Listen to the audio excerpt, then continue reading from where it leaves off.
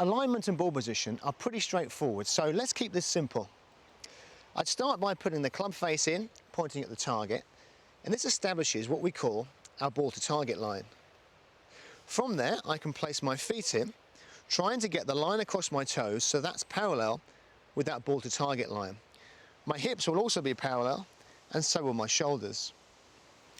My feet at this point are going to be very slightly turned out, and that's going to allow for all the rotation that's going to happen in my swing.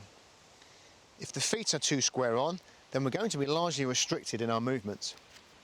In terms of ball position, well, that's going to change with all the different clubs. So with the shorter irons, so that's the 7-iron, 8-iron, 9-iron, pitching wedge and sand wedge, I'll have the ball in the middle of my stance, and you can see that my feet are about shoulder width apart.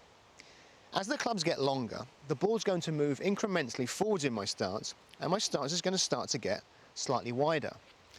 So if this is the middle point for the short irons, I would then move the ball forwards for a 6-iron, a 5-iron, my 4-iron and 3-iron, and even my rescues are quite a way forwards, until we get to the woods, which are positioned right the way forwards in my stance, so that the ball is opposite my left heel.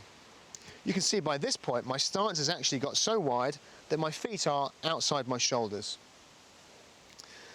As we move the ball forwards in the stance, the position of our hands relative to the club head also changes.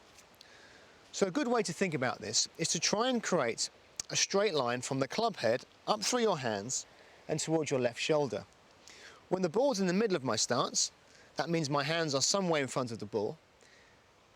But as the ball moves further forwards, of course there's still this straight line, but that effect is nowhere near as dramatic. So by the time we end up with the driver and the ball right opposite my left heel, my hands are actually just above the ball.